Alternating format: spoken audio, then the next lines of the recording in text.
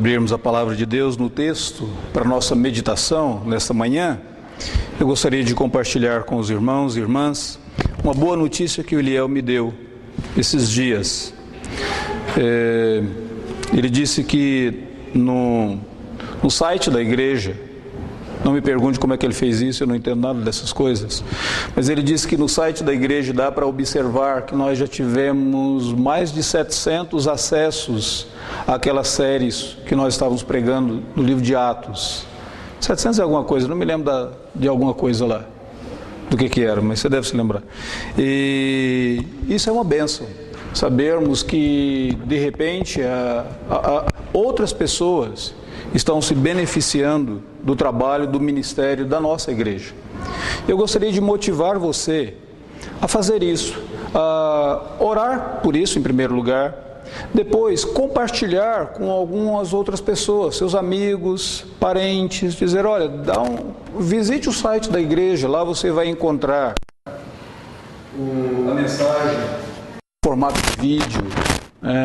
Então, vá lá, acesse, pegue lá. E por que eu estou dizendo isso? Porque tudo isso, irmãos, é trabalho voluntário.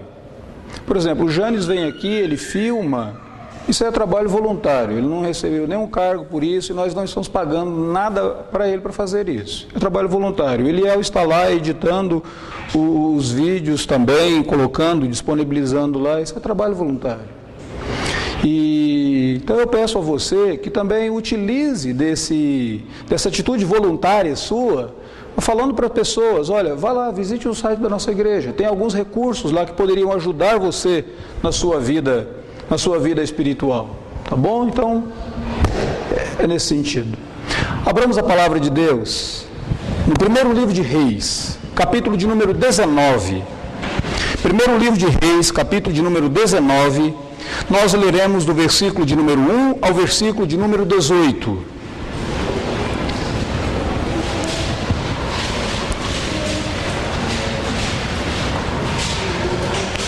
Primeiro Reis, capítulo 19, de 1 a 18. Mantenha a sua Bíblia aberta nesse texto. Antes de nós lermos o texto, permita-me simplesmente dizer para vocês onde é que nós vamos, o que nós faremos aqui nesta manhã, no nosso estudo, na nossa meditação da Palavra de Deus. Eu sei que nós estamos pregando e meditando sobre o que a Escritura Sagrada diz acerca do propósito da vinda e da encarnação de Jesus Cristo.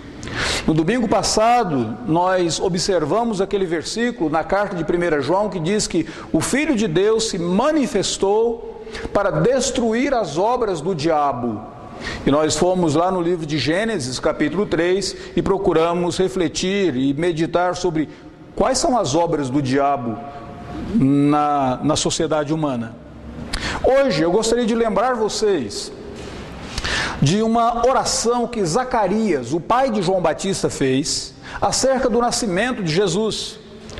Quando Jesus estava por nascer, João Batista já havia nascido.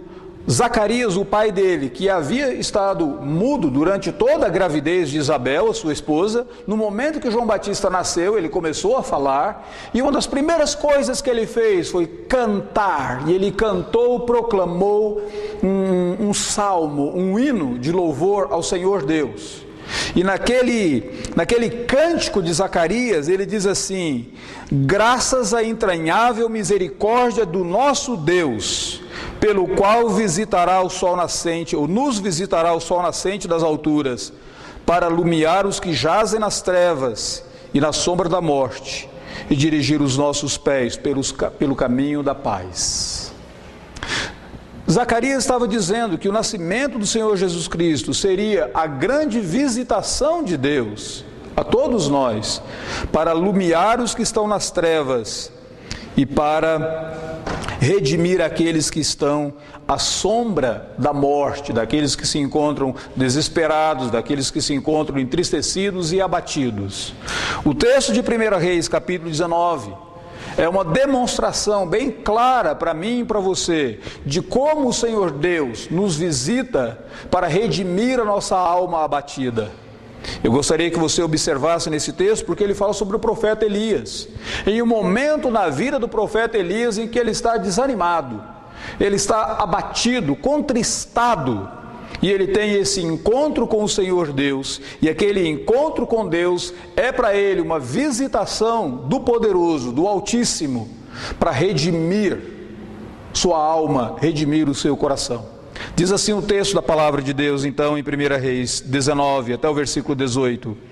Acabe fez saber a Jezabel tudo quanto Elias havia feito e como matara, todos os profetas à espada. Então Jezabel mandou um mensageiro a Elias a dizer-lhe: façam-me os deuses como lhes aprouver, se amanhã, a estas horas, não fizer eu a tua vida como fizeste a cada um deles. Temendo, pois, Elias levantou-se e para salvar a sua vida se foi, e chegou a Berseba, que pertence a Judá, e ali deixou o seu moço. Ele mesmo, porém, se foi ao deserto, caminho de um dia, e veio e se assentou debaixo de um zimbro, e pediu para si a morte, e disse: basta, toma agora, ó Senhor, a minha alma, pois não sou melhor do que os meus pais. Deitou-se e dormiu debaixo do zimbro, e eis que um anjo o tocou e lhe disse: levanta-te e come.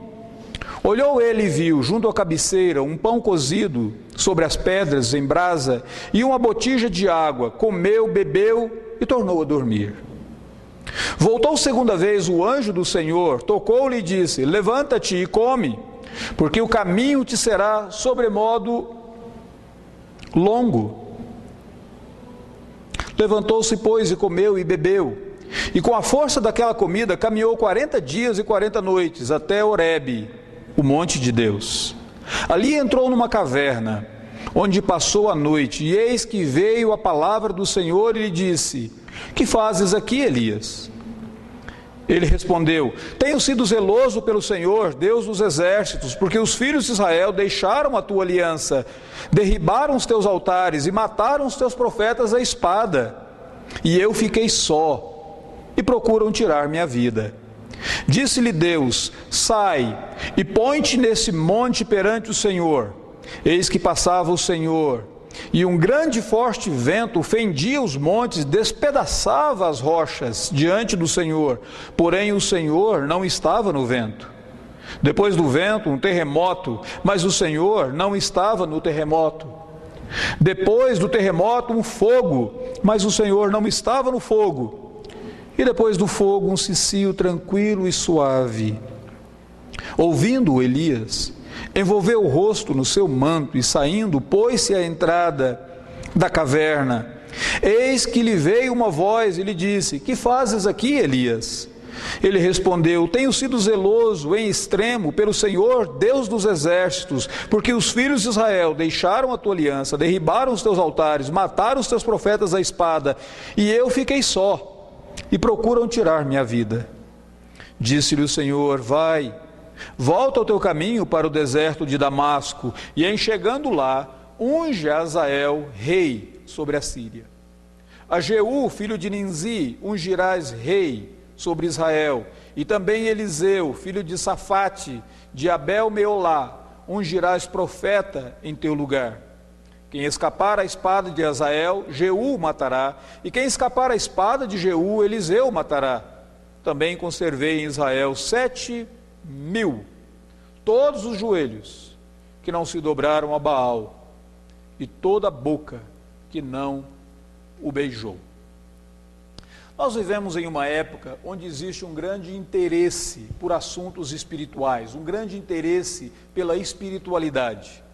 Se você observar, nós temos vários livros, revistas, artigos em revistas, todos discutindo a importância do indivíduo cultivar a sua alma, a importância do indivíduo ter alguma forma de piedade. Alguns filmes discorrem também sobre isso, só que nesse grande interesse pela espiritualidade, existe uma grande confusão acerca de quem é o verdadeiro Deus. Qual é o verdadeiro caminho a ser seguido? Qual é a verdade absoluta que você pode abraçar e ela vai manter a tua vida e vai te conduzir, não apenas nessa vida, mas vai te conduzir também para a eternidade? Qual é o verdadeiro caminho? Quem é, de fato, o verdadeiro Deus? Esse é o momento de que nós vivemos numa pluralidade de religiões.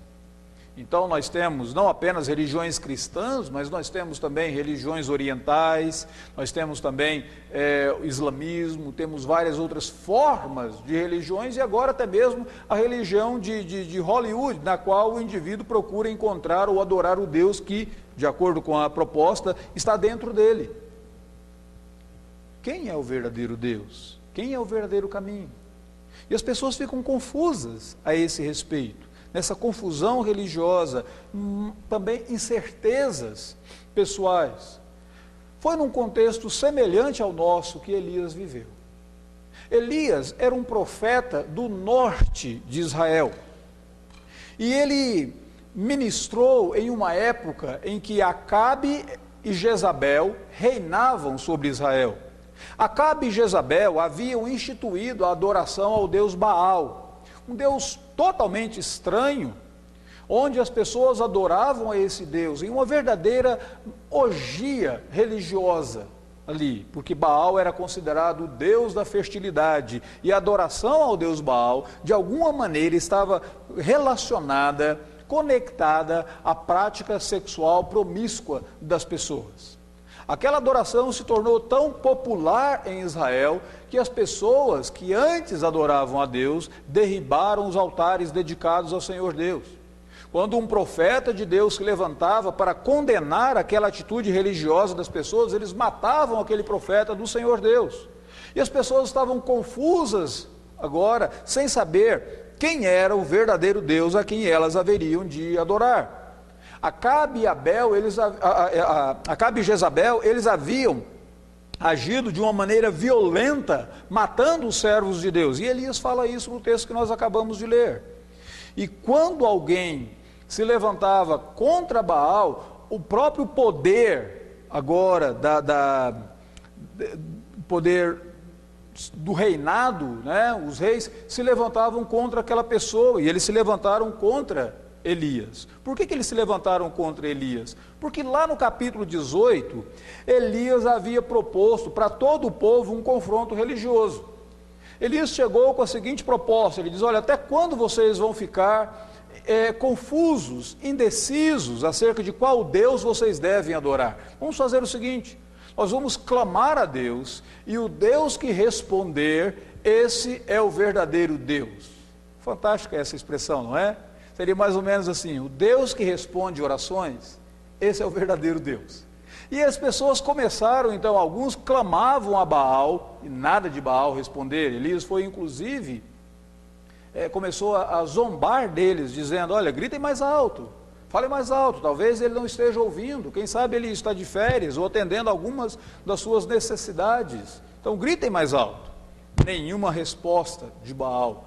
Elias, então, chegou o momento dele, ele orou, e ele diz: ó Senhor, responda. E o texto diz que o Senhor Deus respondeu, versículo 38 do capítulo 18, Deus fez cair fogo, consumiu o holocausto, a lenha, as pedras, a terra, tudo, toda a água que estava por ali, sobre aquele holocausto. Deus respondeu a uma oração apenas de Elias. E Elias pensou que, como o povo havia visto aquela demonstração do poder, da glória, da majestade de Deus, a partir daquele momento, eles abandonariam Baal e eles começariam a adorar o verdadeiro Deus, o Deus de Israel.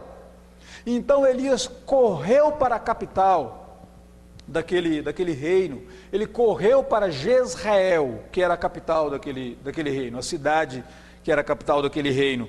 Quando ele chegou lá, você fica imaginando, por que ele correria para lá? Se lá estava Jezabel, a rainha, se o rei morava lá, o que ele foi fazer lá? Provavelmente ele havia imaginado que a partir daquele momento, ou o povo se arrependeria, se converteria ao verdadeiro Deus, talvez mudaria o reinado, né? Destituiria o rei do seu trono, do seu poder, Ou então, quem sabe, o próprio rei, a própria rainha poderiam se converter e deixar de adorar Baal e começar a adorar o verdadeiro Deus. Quem sabe? Aqui estou apenas inferindo, mas o fato é que quando ele chegou lá, a rainha mandou dizer para ele o seguinte: olha, façam-me os deuses o que bem aprover, se amanhã eu não te matar. E naquele exato momento, Elias temeu. Nada mudou. E ele havia sido ameaçado. E agora ele entra num momento de grande desânimo, de um ponto de euforia por ter visto a manifestação de Deus, por ter visto a maravilha da intervenção de Deus. Ele entra agora em um poço de desânimo, de desencorajamento, de abatimento tal, que o versículo de número 3 diz que ele se levanta para salvar a sua vida, ele foge para o deserto. Ele está tão desanimado que ele nem ora, ele nem clama, ele simplesmente vai para o deserto. E o texto que nós lemos mostra um pouquinho do abatimento, do desânimo de Elias. O texto diz que ele deixa o seu servo, o versículo de número 3, diz que quando ele chega em um determinado lugar, ele deixou o seu moço. O engraçado é que naquela época, apenas duas classes de pessoas tinham servos. Os ricos, né, reis, os poderosos, eles tinham os seus servos, ou os profetas. O profeta, ele não tinha um servo porque ele era melhor do que os outros, mas o servo do profeta seria aquele que estaria aprendendo com o profeta, aquele que estaria sendo discipulado pelo profeta, para que mais tarde, talvez na morte do profeta, ele continuasse, desse continuidade àquele ministério profético. Quando Elias então deixa o seu moço, quando ele deixa o seu servo para trás, em outras palavras, ele está dizendo: eu estou desistindo do ofício profético, eu não quero mais caminhar nessa jornada, não dá mais para mim. Eu não vou dar seguimento, eu não vou discipular mais ninguém. Estou tão abatido que eu não vejo sentido mais nesse ministério. E ele abandona o seu servo. Seria mais ou menos abandonar o próprio ministério. Outra coisa que é interessante você observar, no versículo de número 4, quando ele ora a Deus, ele diz: basta, toma agora, Senhor, a minha vida. Em outras palavras, ele está dizendo: eu prefiro morrer. Mas ele não comete suicídio. Na verdade, ele não entende que ele tem o direito de tirar a sua vida. Ele diz: Senhor, o direito de tomar a vida é teu. Então, Senhor, tira a minha vida, eu prefiro morrer. Para viver dessa maneira, para ver aquela manifestação da tua intervenção, do teu milagre, e depois nada mudar, eu prefiro a morte. Basta, toma agora, Deus, a minha vida. Versículo de número 5 diz que ele simplesmente vai para debaixo de um zimbro e ele se põe a dormir. Ele não tem ânimo mais para dar continuidade, para continuar nem mesmo argumentando com Deus, ele simplesmente se entrega os pontos, em outras palavras. Aqui está esse abatimento dele. Você vai dizer: mas por que isso? Por que ele está tão abatido assim? Em primeiro lugar, porque ele estava confuso, ele não entendeu nada. Ele propôs aquele grande desafio para o povo, para a nação de Israel, dizendo: vamos clamar a Deus, e o Deus que responder, esse é Deus. Ele propõe aquele desafio, o desafio acontece, o povo vê a manifestação da glória de Deus, o povo vê que Baal não é Deus, Baal não responde, é apenas uma ilusão religiosa das pessoas, os profetas de Baal são mortos, mas nada muda. O rei ímpio continua no poder, a rainha ímpia continua no poder, e agora a vida dele é ameaçada, não existe nenhuma transformação, Israel não foi convertido. Ele está confuso. E ele diz assim para Deus: Deus, eu tenho sido zeloso pelo Senhor, mas eu fiquei sozinho. Em outras palavras, ele está dizendo: Deus, eu fiz tudo que eu podia ter feito, o meu plano era bom, a minha ideia era boa, eu segui todos os passos e ainda assim, nada mudou. Eu sou confuso. Essa confusão havia arrancado o ânimo dele. Ele pensou que ele tinha o plano perfeito, mas aquele plano perfeito não funcionou naquele exato momento. E depois ele agora se sentia só, abandonado. Mataram os teus profetas e eu fiquei só. 2 vezes ele fala isso para Deus. E aquele sentimento de solidão, de abandono, é tão intenso que ele fica agora abatido. O que ele precisa? O que eu e você precisamos desses momentos de abatimento? Nós precisamos de um encontro com Deus. Nós precisamos do Deus que nos visita com graça e com misericórdia, como diz aquele cântico lá de Zacarias. Nós precisamos desse renovo, nessa visitação de Deus à nossa vida. Nós precisamos que o Senhor Deus, de fato, se revele a nós de uma maneira graciosa e de uma maneira maravilhosa. E foi isso que Deus fez com Elias. Como que Deus tratou o desânimo daquele servo dele? Como que Deus redimiu aquele servo do seu abatimento? Deus faz algumas coisas aqui. Em primeiro lugar, se você observar o texto, você verá que Deus se revelou a Elias com uma profunda sabedoria. Deus é sábio e ele se aproxima de nós, e Ele lida conosco de uma maneira profundamente sábia. E olha a forma sábia como Deus se revelou a Elias aqui no texto. A primeira coisa que aparece no versículo de número 6, diz que um anjo apareceu, versículo 5 aliás, um anjo apareceu, um anjo tocou e disse, levanta-te e come. E depois o versículo de número 6 diz que Elias olhou e tinha um pão cozido sobre as pedras ali. A ideia é que o próprio anjo havia preparado aquele pão. O que Deus faz naquele exato momento, naquele momento de abatimento? Deus, por meio do seu anjo, e a Bíblia diz aí, é o anjo do Senhor, Deus cuidou do físico de Elias. Deus cozinhou para ele, preparou um pão, traz um pão e traz água e diz, levanta, come. Nesse exato momento você não está precisando de uma repreensão, nesse exato momento você não está precisando de reivindicar as promessas do Altíssimo, nesse exato momento você não está necessitando de uma sessão de descarrego, nesse exato momento, Elias, você precisa simplesmente comer e descansar. Você gastou tamanha energia em todo aquele confronto com os profetas de Baal, e você está tão abatido, o que você precisa nesse exato instante é, come e dorme mais um pouquinho. Essa é a primeira coisa que Deus faz. Mas o que isso tem a ver? Tem a ver o fato de que muitas vezes o nosso abatimento, o nosso desapontamento, a nossa aflição, nós somos seres físicos, somos seres materiais, e muitas vezes o caso é meramente cansaço.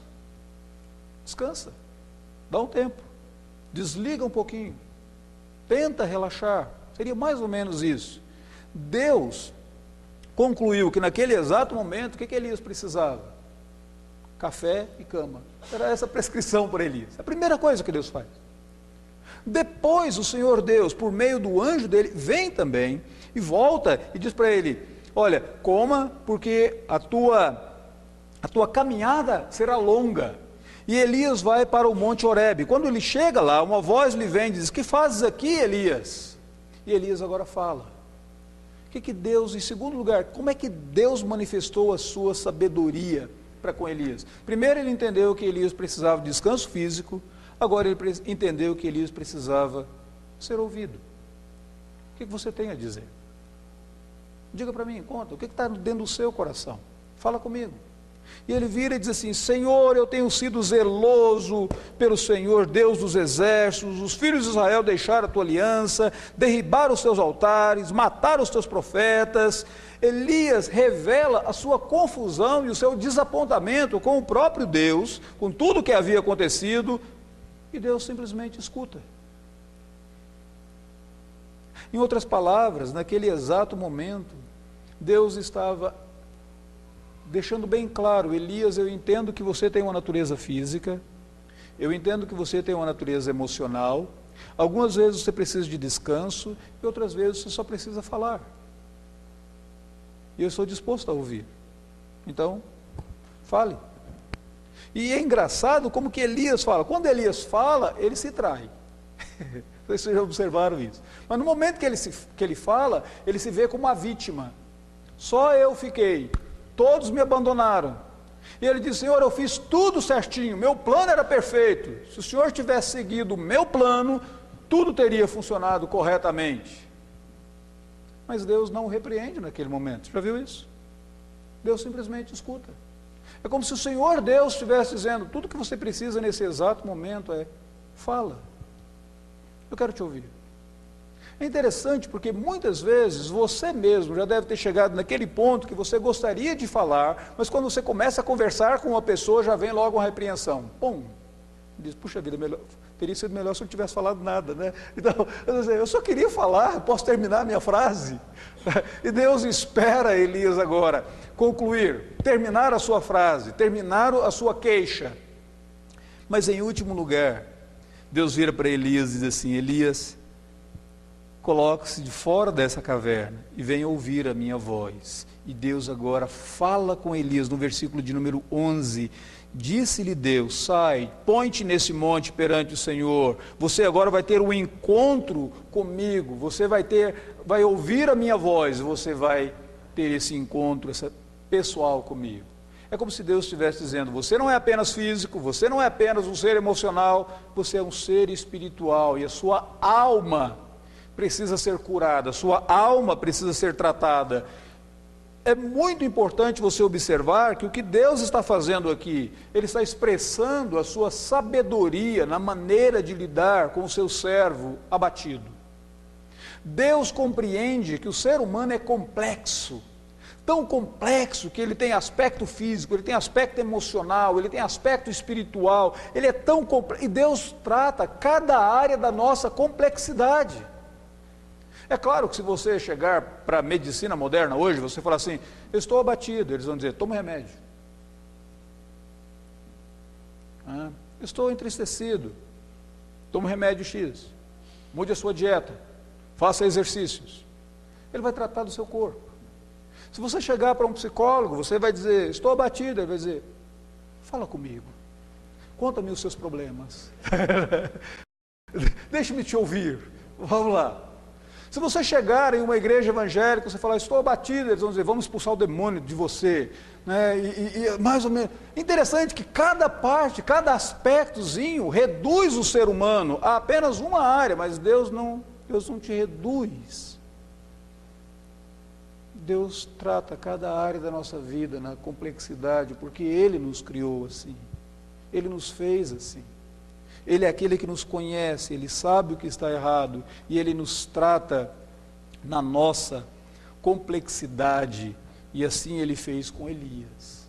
A segunda coisa que você observa aqui do texto é que Deus se revelou a Elias em múltiplas formas. Observe, primeiro Ele veio como anjo, e no anjo Ele manifestou cuidado com Elias, tocou Elias, disse: levanta, come.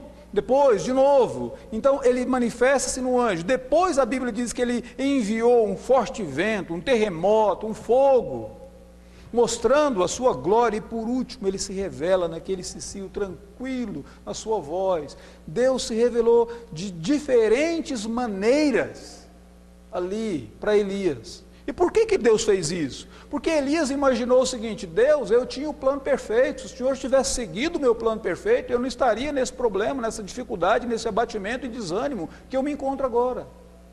Talvez Elias tivesse pensado que ele só poderia receber Deus se Deus tivesse feito algumas coisas como ele imaginava que deveria ser assim.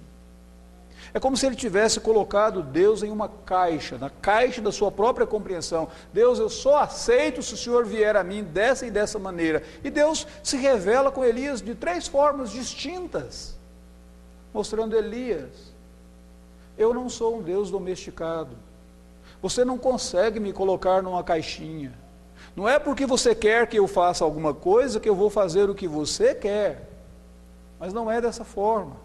Eu tenho a liberdade de me revelar a você como eu quero. Então veja, o anjo, depois terremoto, fogo, vento, e quando há aquele cicio tranquilo, na voz, Deus se manifesta a Elias. Aqui é um ponto bem interessante. Muitas vezes eu e você não percebemos e não discernimos a ação de Deus na nossa vida, porque Deus não está fazendo aquilo que nós achávamos que Ele deveria fazer.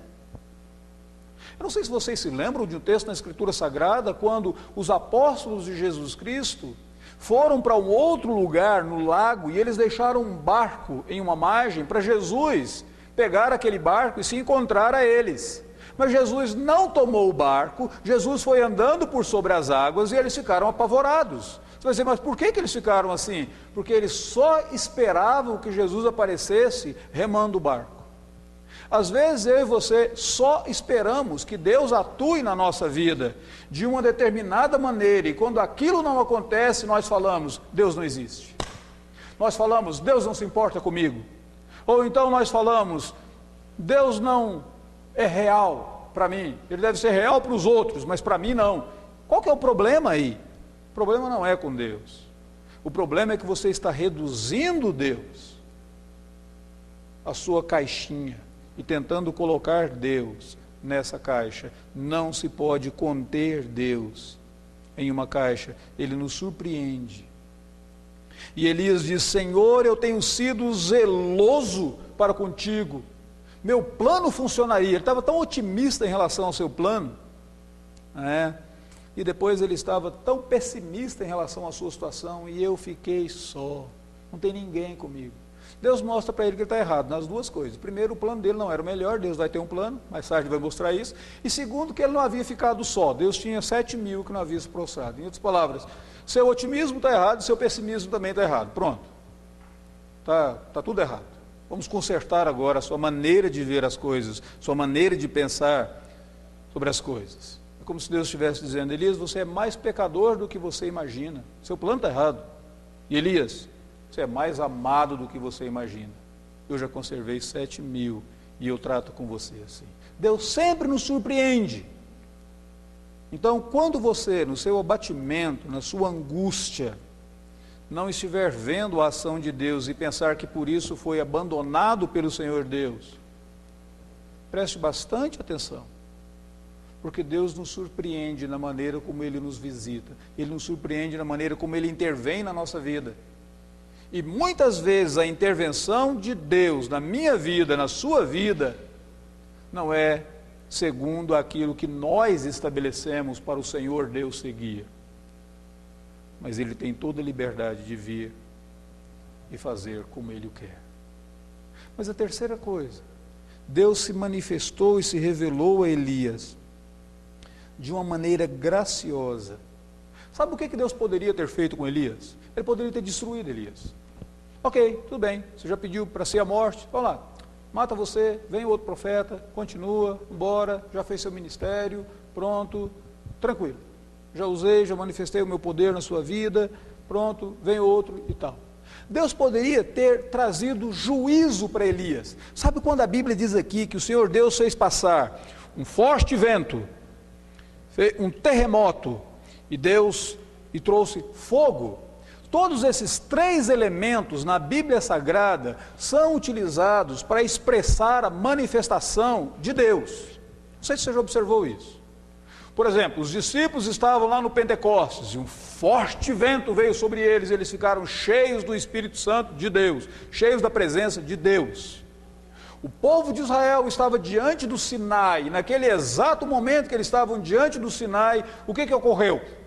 Houve terremoto, houve fogo. Deus se manifestou daquela forma. Ele já havia se manifestado dessas maneiras anteriormente. Ele poderia fazer o mesmo agora.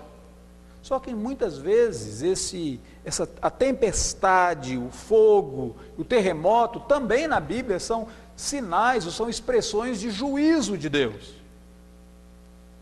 É engraçado que Deus não se manifestou a Elias por meio do juízo, mas Ele se manifestou graciosamente por meio de uma voz, num cicio tranquilo. E Ele falou com Elias por meio desse cicio tranquilo. E pacientemente Deus lidou com Elias. O que Deus fez com Elias? Ele diz, Elias, vá para Horebe. Não sei se você já observou, na Bíblia Sagrada aparece o nome desse monte algumas vezes, mas esse monte Horebe, ele é conhecido por um outro nome que ele tem também, Sinai. Sinai. Monte Horebe é o Monte Sinai. Alguns anos antes, um outro servo de Deus havia chegado para o Senhor Deus e havia dito mais ou menos assim: Senhor, mostra-me a tua glória, e isso me basta. E Deus disse: ok, Moisés, sobe ao monte, e você vai se colocar sobre uma rachadura nesse monte, sobre uma caverna nesse monte, e eu vou passar a minha glória ali. Agora Deus vira para Elias e diz: vá para Horebe, vá para o Sinai.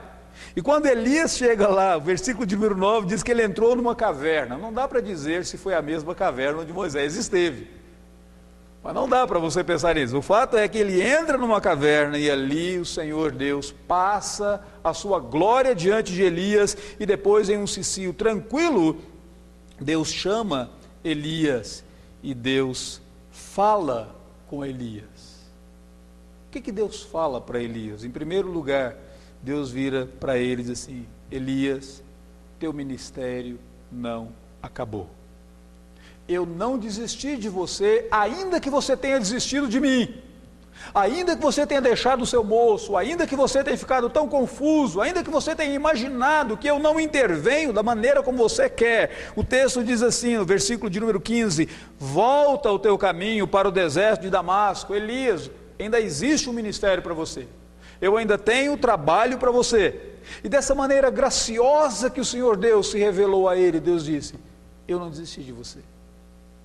Você pode ter desistido de mim, mas eu não desisti de você, eu não me abandonei. É tão difícil você não desistir daquelas pessoas que já desistiram de você. Eu não sei se você já experimentou alguma vez na vida, quando alguém volta-se contra ti, com toda ira nos olhos, com palavras que elas ferem, que elas machucam a tua alma, que elas sangram a tua alma, e você fica profundamente ofendido, rebaixado, minimizado, diante daquela expressão de descaso, de desprezo das pessoas, a você. Você diz: eu não posso desistir dessa pessoa, eu não posso desistir dela, porque Deus não desistiu de mim. Mesmo nos momentos em que eu duvidei do amor dele, do cuidado dele, ele não desistiu de mim. Essa é a primeira coisa. Como que Deus manifesta a graça dele? Ele diz: ainda que você tenha desistido, Elias, eu não desisti de você. Segunda coisa, Deus diz para ele, diz: Elias, eu tenho um plano. Meu plano vai se realizar. Você acha que você fez tudo certinho, tem sido zeloso para com as coisas do Senhor, e tudo deveria funcionar corretamente? Mas então, Elias, eu digo para você: vá para o deserto de Damasco. Quando você chegar lá, unge Azael, rei da Síria, Jeú, rei de Israel, e depois você vai ungir Eliseu como profeta no teu lugar. Eu tenho um plano, Elias. Eu governo todas as coisas, eu ainda estou no controle. E eu estou no controle, inclusive dos incrédulos, dos pagãos, porque quando ele diz: unge Azael, rei sobre a Síria, Azael era um pagão. Deus está dizendo: eu determino até quem vai reinar e a quem vai perder o reino. Quando você pensa que a tua vida está totalmente desgovernada, que você não entende o que está acontecendo na tua vida, Deus diz: eu estou sob o controle, eu mantenho o controle. Eu não me ausentei do trono, eu não abri mão da minha majestade, eu não abri mão do meu governo. Então, Elias, eu tenho um plano. E Deus deixa bem claro, dizendo: Elias, você está equivocado. Quando você pensa que está sozinho, abandonado, eu ainda tenho 7.000, versículo de número 18, que não dobraram os seus joelhos a Baal. A partir daquele momento, Elias foi, ungiu Eliseu, deu continuidade ao seu ministério, e a partir daquele momento, mais tarde, Elias será tomado para o Senhor mesmo. Como que Deus restaura o abatido?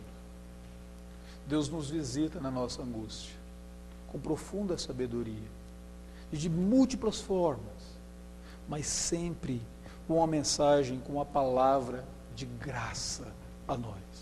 O que isso tem a ver com Jesus Cristo? A Bíblia Sagrada diz que Jesus é a palavra encarnada de Deus, que se encarnou para nos visitar, para nos redimir. E em Jesus Cristo nós vemos essa sabedoria profunda de Deus em providenciar a nossa salvação. Enquanto as pessoas imaginavam que ele estava morrendo lá na cruz, o que ele estava fazendo era adquirindo para mim e para você eterna redenção, vida eterna, lá naquela cruz. Enquanto as pessoas pensavam que ele estava sendo derrotado, ele estava triunfando sobre principados e potestades, diz o apóstolo Paulo. A profunda sabedoria de Deus em nos visitar na palavra encarnada de Deus. A profunda sabedoria do Senhor Deus em nos trazer essa palavra, essa mensagem de graça, dizendo: você é mais pecador do que você imagina, você está mais errado do que você imagina, mas você é mais amado do que você pensa. Você é amado a ponto do Pai ter enviado seu Filho unigênito para derramar o sangue precioso para a sua salvação. Quando você pensar, eu estou sozinho, ninguém me ama, ninguém olha para mim, lembra-se que você é mais amado do que você imagina. E quando você disser: Deus, eu preciso desse renovo, desse encontro contigo, lembra-se que o Senhor Deus nem sempre se manifesta nas maneiras miraculosas, nem sempre se manifesta de maneira grandiosa, mas tantas vezes ele se manifesta na sua palavra, quando ele fala a nós. E você que tem a palavra de Deus pode muito bem abrir e ouvir da voz do Deus que vivifica os abatidos, que restaura aqueles que se encontram à sombra da morte. Então, nesse ano, quando nós nos lembramos da encarnação do Senhor Jesus, quando nós nos aproximamos do Natal, eu gostaria que vocês se lembrassem que o nascimento de Cristo, a encarnação de Cristo, o Natal, é nada mais, nada menos do que uma prova desse Deus gracioso que não desiste de nós, mesmo quando nós desistimos dele, e que nos visita para redimir o abatido e aqueles que se encontram à sombra da morte. Vamos nos colocar em pé e cantar o hino de número 156 do nosso inário.